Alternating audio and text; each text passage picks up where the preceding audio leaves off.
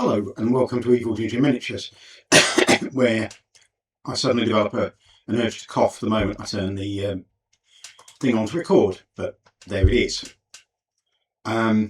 Here I'm doing a bit of a test with the new camera setup. It's not going to be the final camera setup though. I think I've got the selection of cameras, mostly because the camera that I want to use for streaming and for showing painting off is at the moment rather precariously suspended from a monitor, and I'm probably going to have to get something better to hold it on. It has got a screw fix, so I can actually probably fit in some sort of monopod behind there and get it at the right angle.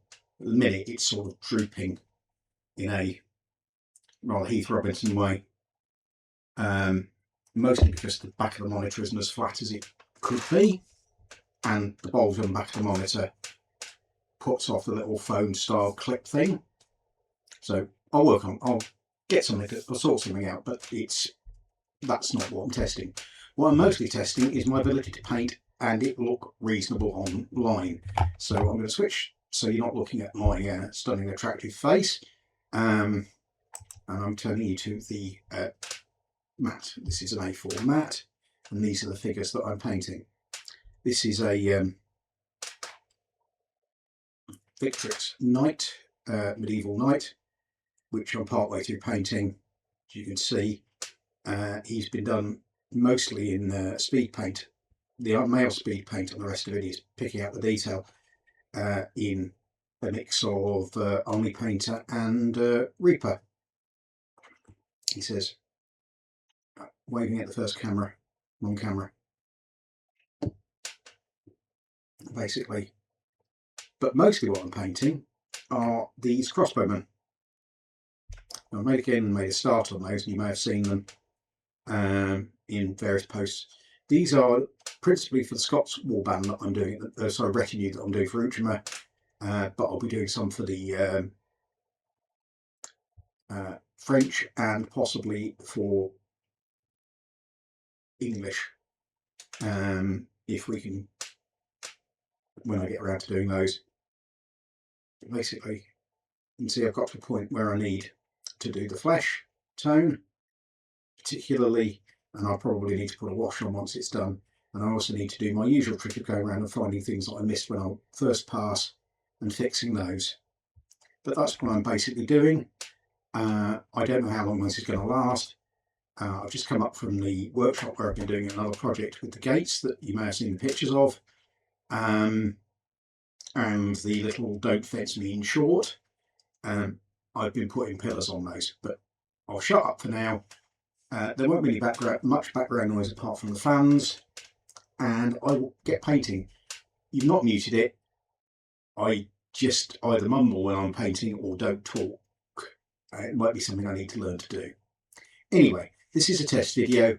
It'll be up as bonus content, and I hope it works and I hope you enjoy it. First, working on the glasses, which I need to replace. I've got some on order now, but these are bodged with milliput for now, and they work better than the. I've got the flippies on them because I don't really need the flippies for what I'm doing at the moment. Flippies are ×4 magnifiers that clip on the front, but this pair need replacing, so I've got some of them on order as well. So let's go and get myself some paint, shall we? And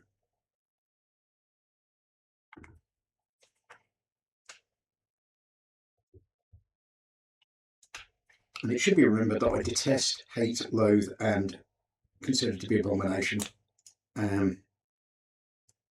dropper bottles and having to ream them out with a drill or a spear or whatever else.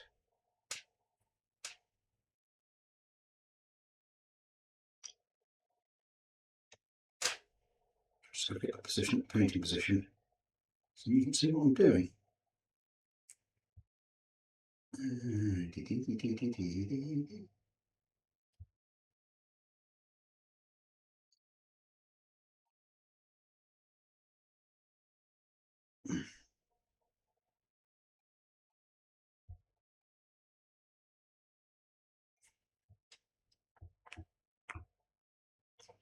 Orange.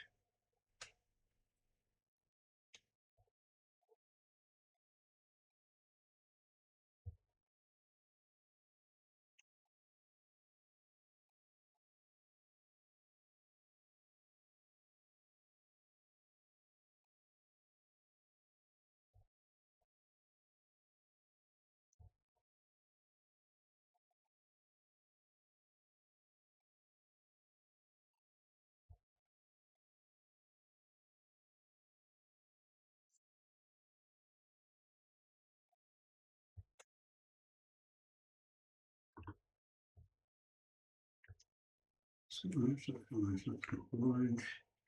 Little nail.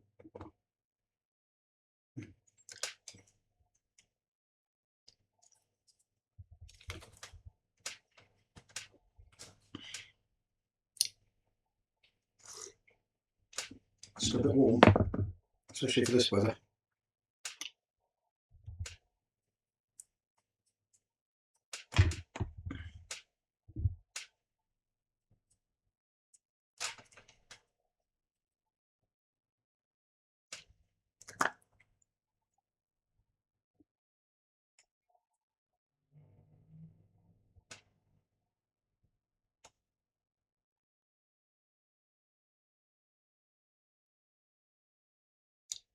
Just checking over, doing a little bit of shading as we go along.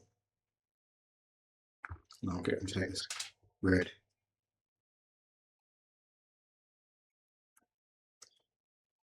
And where was the sleeve I wanted to paint? Let's come out to the bottom of the nail.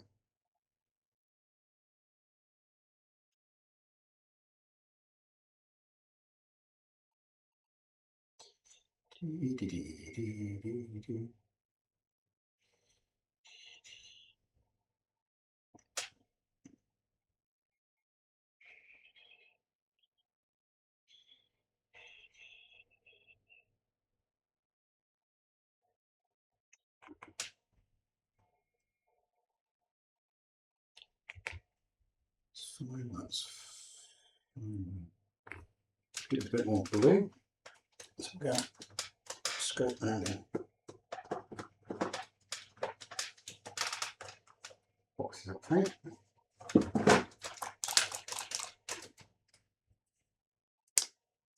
This is how I managed to accumulate large numbers of boxes of bottles of paint on a desk.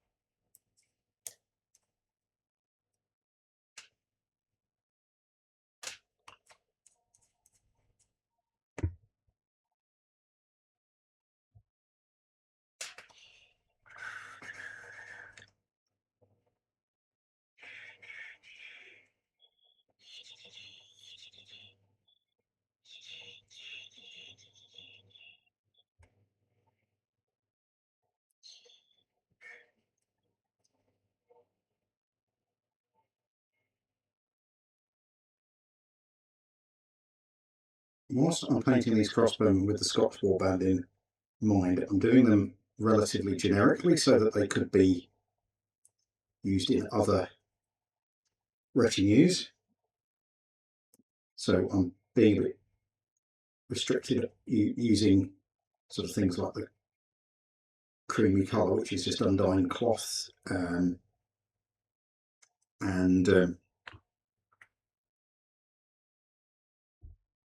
doing stuff and not putting livery badges and things on them. I will mark them on the bottom of the base so I know when I box them up who they belong to. I'll probably put a little sticker on there, which will help me sort them when I'm taking them out of the box and putting them back in. But as they are, and see, my hand slipped at some point when I was doing those cuffs. So a lot of painting is just fixing what we broke last time around.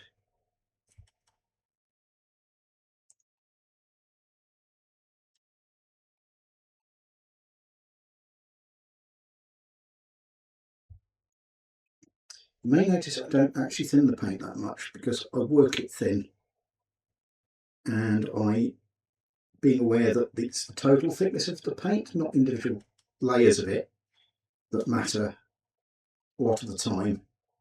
I'm being very careful not to put too many layers on.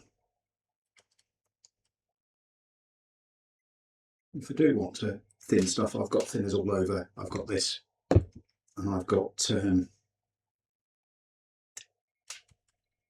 Tamiya alcohol based thinner and all sorts of things which I can use when I need to. Mainly just tidying up as I go.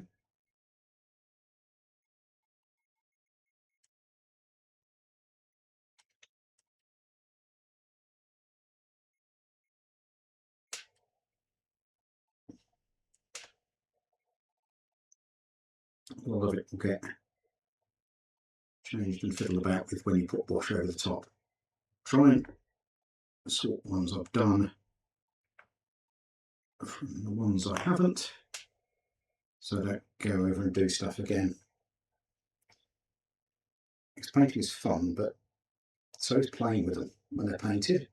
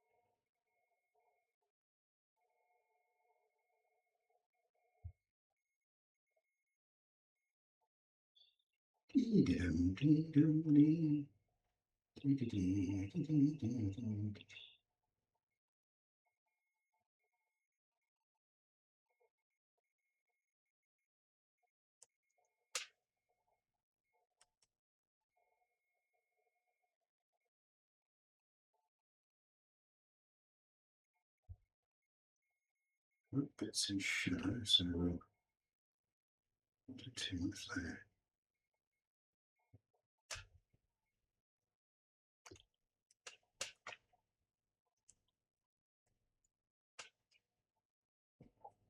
This guy is completely different subject from all on. So what I need to do with him is I need to try and remember what I'm trying to do with him. Where's my silver? I'm going to film around. Do some more sorting and fixing of this. So that's Spend that watch is what gone.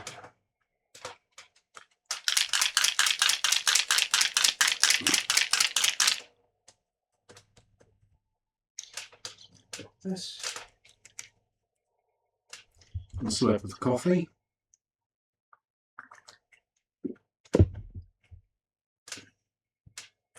What I'm particularly after doing is he's got a chain at the bottom of the axe that makes it difficult to drop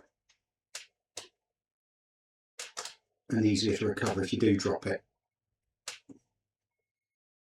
So I've just got to get that painted.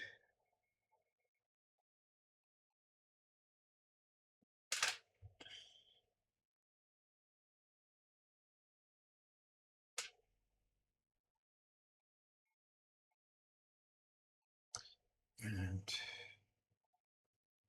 make sure I've got all the axe head. I've got a battle axe like this somewhere, so I don't remember mine having a chain, because the reenactment safety people get a little bit upset by what they consider to be flail weapons being taken on the battlefield. Not that you could actually swing it by the chain, but it was just to prevent from dropping. To act as a sort of a lanyard. From what I remember, mine actually attached a bit further up the arm, like a pistol lanyard would, and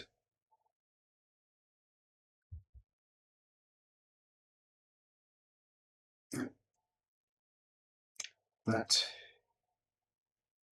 basically that. I need to get some bright silver.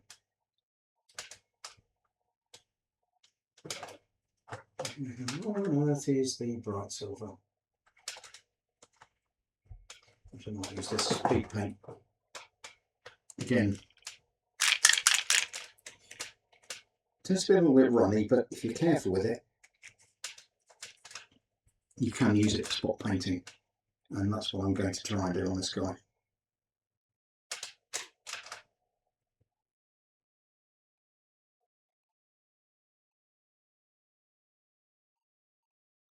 Perhaps animals.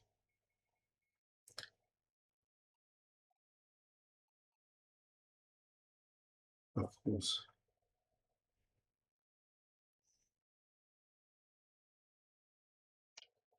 And scabbard fixings.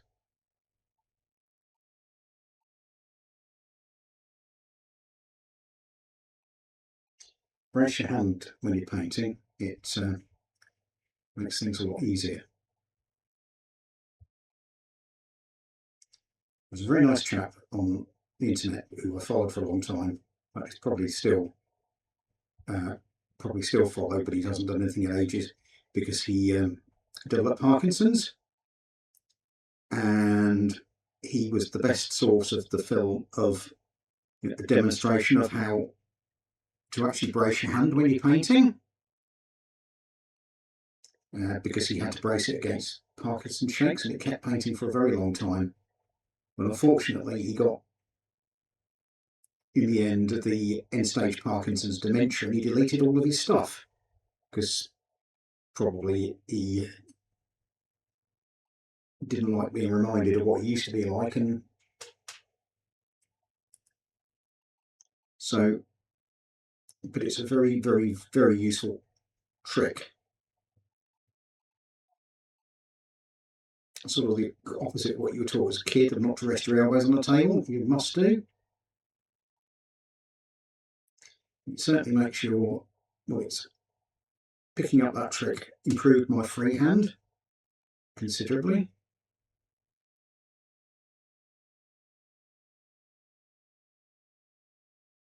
One root from the night. This guy is either going to be the commander of another retinue, or he's going to be a member of the Scots retinue. I haven't actually decided yet.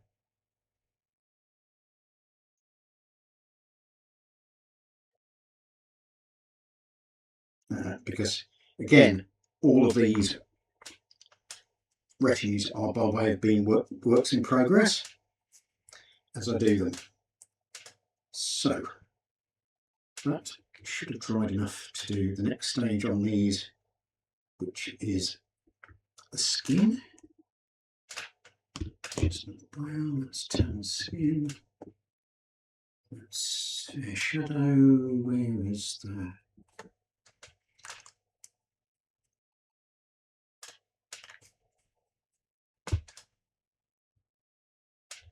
It's got to do things like the hoods under the helmets.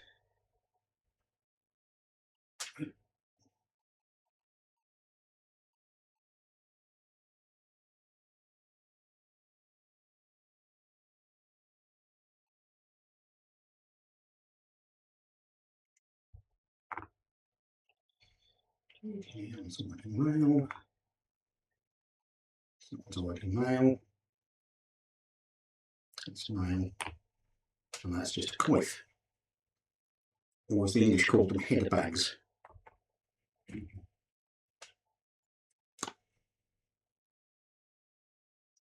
Now I will attempt to keep this red paint where it's supposed to be and not put it elsewhere.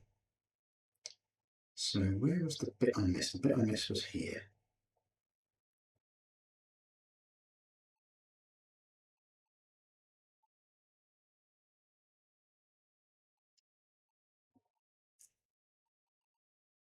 I just need to do the skin on those.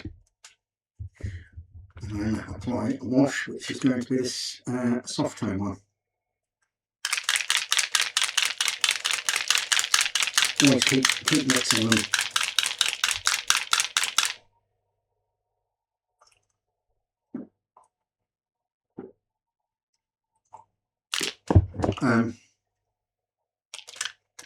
Any bottles. Now I've got some of this out, meaning to do this straight away, but because it's hot and I can't stand wet palettes because they make everything too runny, it's partly gone off while I was doing the other bits that I should have done before I actually got the paint out. But I can still get inside with the brush and get some paint out of it, so I'll use that rather than waste it.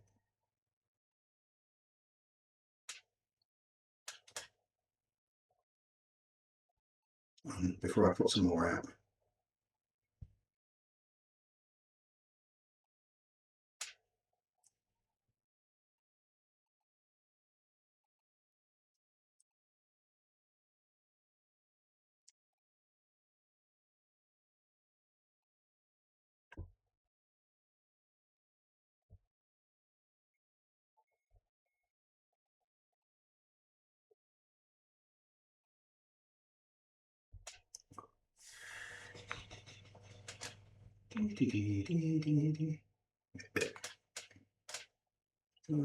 That's just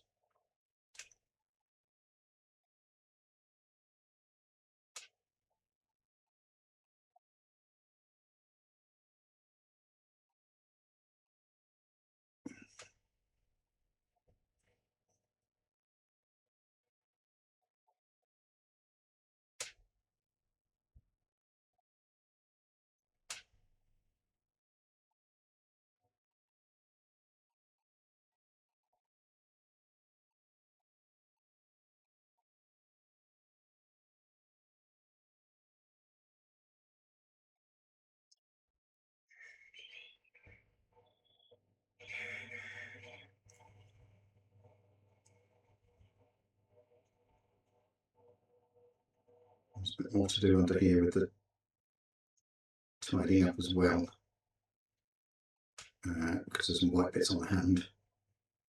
Some of that I might get rid of with the wash, but other bits I'm going to have to go back and do like the male.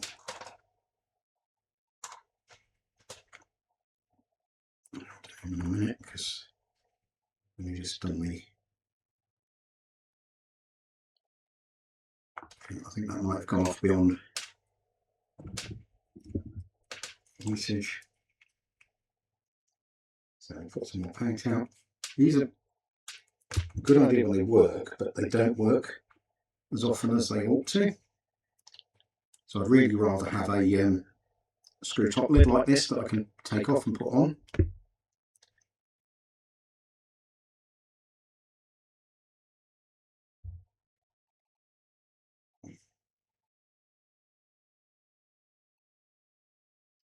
This guy's got a sleeve I didn't think he had. Just up there by the... learn how figures work as you paint them.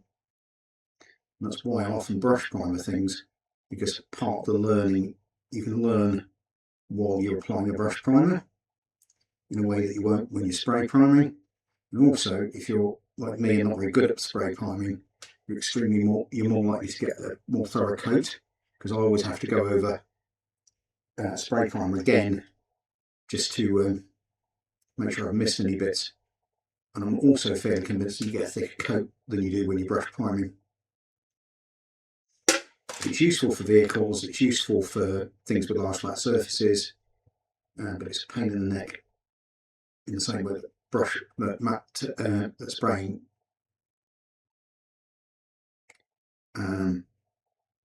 varnishes on figures, and I'd far rather do them with a brush varnish and work it in.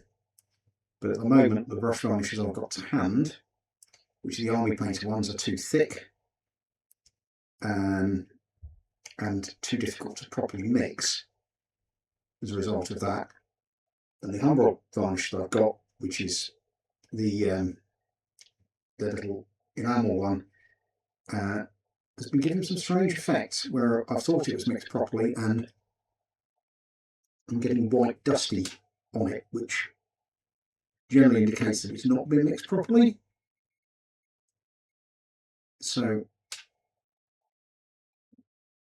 and it's hard to see where you put it on too thick, because that's again another cause of misting, because it's clear. It's clear when wet, it's clear when dry.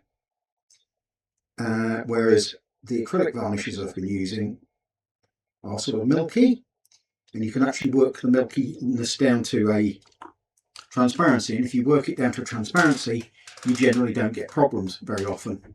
Or if you do, they're tiny and you can fix them with a lick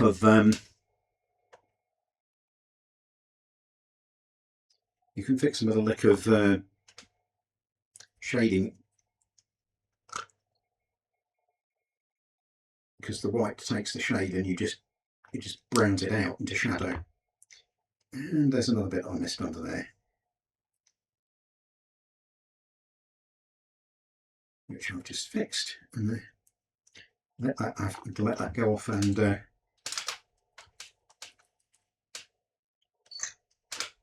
a bit more mail. I'll fish the mail colour out. And again, taking pictures for the amusement of Facebook people. It's green. Where is the chainmail colour? Dive into the box again. That's a dead one, I think. That's the colour I'm after. Burn the black. Do not talk with your paintbrush in your mouth, man. You mumble enough as it is, you mumbler. Right, that's not it. You see, I could organise these, and I'd have great fun organising them by colour, and then I'm pretty sure I would use them 2 or 3 times and they would have got disorganised again.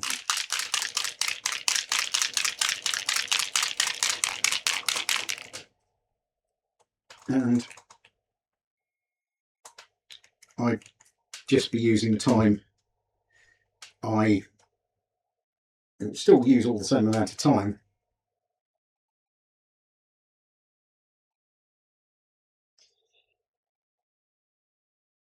because you'd be organising, not painting, as opposed to faffing around and trying to find the paint you've lost and not painting.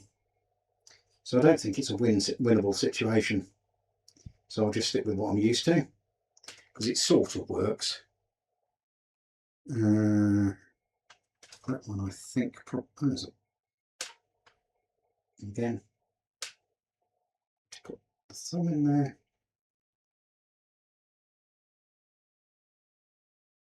So you can't win.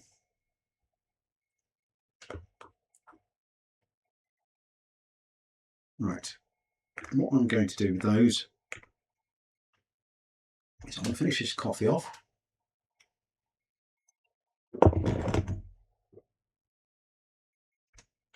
And then I'm going to put the wash on. Yeah, let's find something, because I do thin washes, because I find it's the best way to manipulate the wash.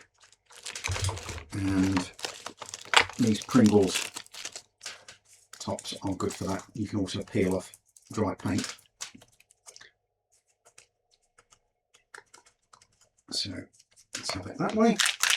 Got some egg cups as well, which are cheap ones off the rainforest, evil rainforest identifying entity. However, I appear to only have one at the moment, and they all appear to be downstairs, and that one is downstairs where it is in use. So I don't want that. Let's go and have a dig through my paints thing. What I do with my paint brushes, because I moved them out of the way because they were in the way, and now I can't find them. Like, what's that? That's a size 1. Just soften out with a little bit of spittle. Again, it's probably better doing this with a bigger brush than a size 1. A 2 or a 3 or the 4 I've got downstairs would be useful.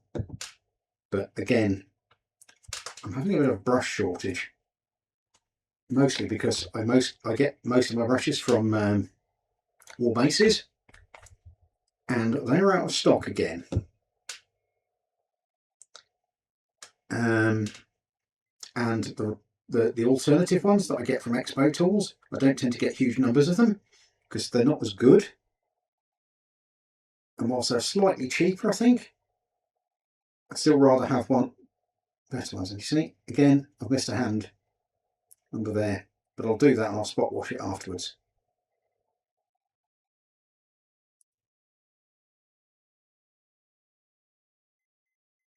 I'll spot wash it afterwards. The hand that's underneath the crossbow I've missed.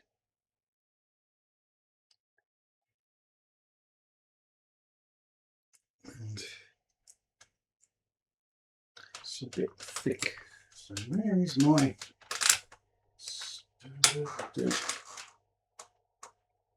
This is the other stuff I use, which is Tamiya A20 thinners. This is grubby thinners, but you just need it. It will work to make the paint a better wetting. It's also a way of washing flat surfaces, so you get an even coat over the flat surface rather than it doing strange things where it's repelled off, which you'll get if you over thin it.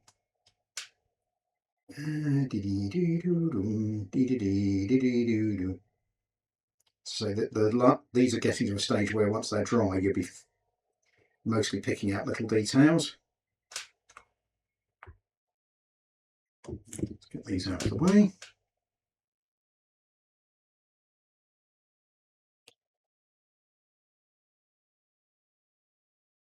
Just making sure that the paint doesn't pull unnecessarily thickly in places, because one of the things you have to do after you've washed is go around and fix that if you don't do it in advance.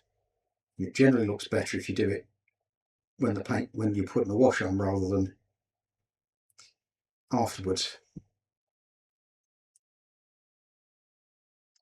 Again, you're just putting enough wash on that it pulls in the way you want it to,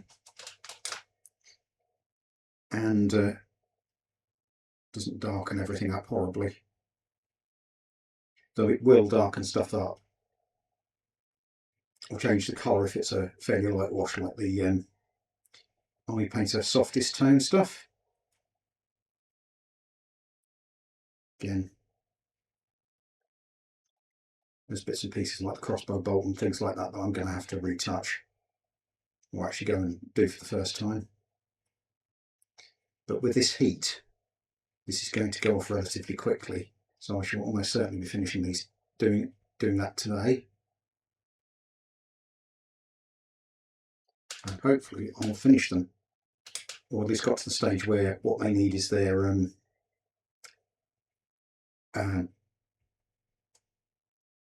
well, they're all done apart from the tufts, which I've all got on order for the bases.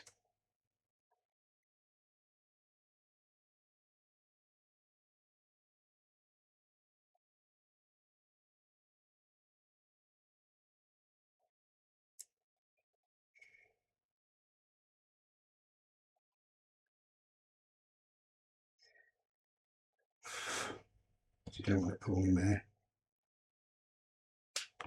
between the string and the bow, which it was doing.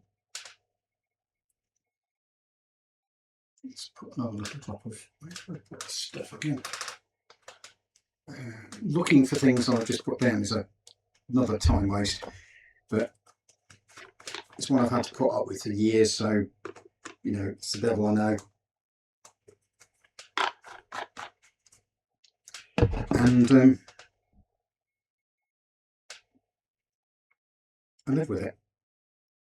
It's basically just doing a little wash on this last crossbowman.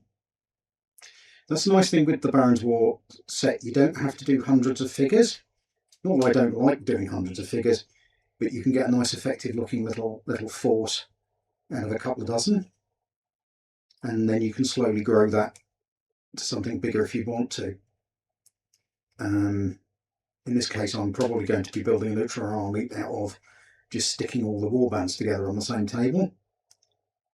But I've got to do the Saracens yet, and possibly some Byzantines and Armenians.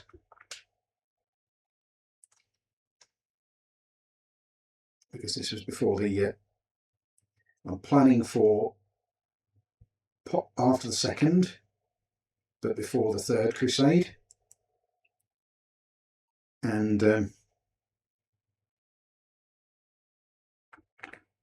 nice mixed force of local Christians, because there were a few, and versus local Muslims, local other people like Druze and stuff like that that had their own political issues.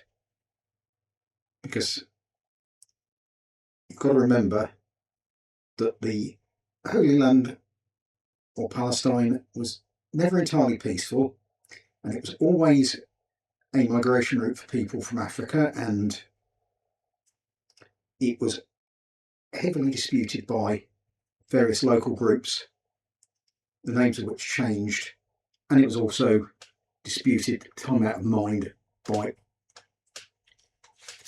every empire from the Egyptians to the Mesopotamian empires and to Turkey. It was basically the Middle East, the Levant and Palestine are basically the cockpit of the Near East in the same way that the Palatine states in Germany and the Low Countries are in Europe. It's where every important power came to set its differences. And the locals got, whoever they were at the time, tended to get the thick end of the stick. So just clean these off. Again, this is all leakage from capillary action.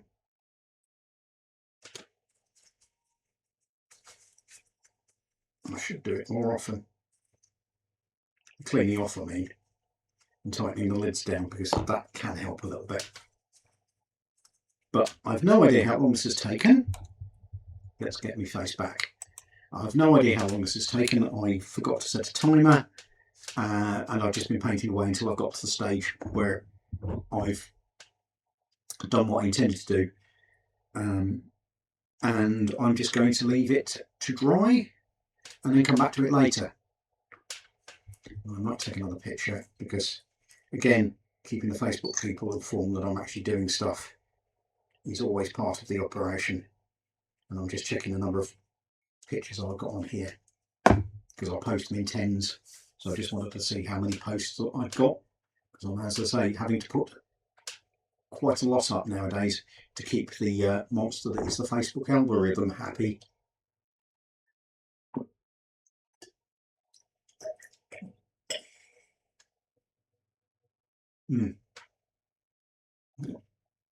You didn't need to wash that cup out. It's got grit in the bottom or something. But I'll deal with that later. And I think that's me for now. So take care, everybody. Hope you liked that. If you did, you know the drill. Like, share and subscribe. And we'll see if we can get the quality improved by actually having an editor who I don't feel guilty about making do stuff for nothing. Anyway, take care, everybody, and goodbye.